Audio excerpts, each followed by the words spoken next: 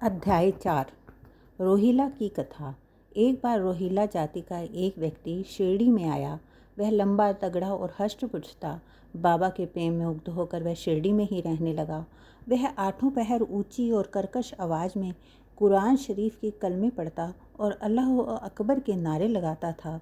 शिरडी के अधिकांश लोग खेतों में दिन भर काम करके जब रात्रि को घर लौटते तो रोहिला की कर्कश आवाज़ के कारण उन्हें रात्रि में नींद नहीं आती थी, जिससे वे असुविधा का अनुभव करने लगे। कई दिन तक तो वे चुपचाप रहे, परंतु जब कष्ट असहनीय हो गया तब उन्होंने बाबा के समीप जाकर रोहिला को मना करने की प्रार्थना की। बाबा ने उन लोगों की इस प्रार्थना पर ध्यान नहीं दिया, बल्कि गांव वालों को ही आड़े हाथों लेते हुए बोले कि वे अपने कार्य पर ध्यान दें, रोहिला की और ध्यान ना दें। बाबा ने उनसे कहा कि रोहिला की पत्नी बुरी स्वभाव की है और वह रोहिला को तथा मुझे कष्ट पहुंचाती है, परंतु वह उसके कदमों के समक्ष उपस्थित होने का साहस करने में असमर्थ है। इसी कारण वह शांति और सुख में है। यथार्थ में रोहिला की कोई पत्नी ना थी। बाबा का संकेत बुरे विचारों की ओर था। अन्य विषयों की अपेक्षा बाबा प्रार्थना और ईश आराधना को महत्व देते थे। अतः उन्होंने रोहिला का पक्ष लेते हुए ग्रामवासियों को शांतिपूर्वक कुछ समय तक उत्पात सहन करने का परामर्श दिया।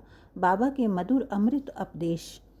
एक दिन दोपहर की आरती के बाद जब भक्त अपने अपने निवास स्थानों को लौट रहे थे, तब बाबा ने मधुर अमृत उपदेश देते हुए कहा, तुम चाहे कहीं भी रहो, जो इच्छा हो सो करो, परंतु यह हमेशा याद रखो कि जो कुछ तुम करते हो वह सब मुझे पता है। मैं ही समस्त प्राणियों का प्रभु और घट घट में व्याप्त हूँ। मेरे ही उदर में समस्त जड़ और चेतन प्राणी समाये हुए हैं। मैं ही समस्त ब्रह्मांड का नियंत्रण करता एवं संचालक हूँ। मैं ही उत्पत्ति, स्थिति और संहार करता हूँ। मेरी भक्ति करने वालों को कोई हानि नहीं पहुँचा सकता। मेरे ध्यान की उपेक्षा करने वाला माया के पास में फंस जाता है। समस्त जंतु, चींटियाँ और दिखाई देने वाला परिवर्तनशील और यह विश्व मेरा ही स्वरूप है। इस मधुर अमृत उपदेश को सुनकर मैंने तुरंत ही यह दृढ़ निश्चय कर लिया कि अब भविष्य में अपने गुरु के अतिरिक्त किसी अन्य की सेवा नहीं करूँगा। मुझे नौकरी मिल जाएगी। बाबा के ये वचन मेरे मस्तिष्क में बार बार घूमने लगे। मुझे विचार आने लगा कि क्या सचमुच ऐसा घटित होगा।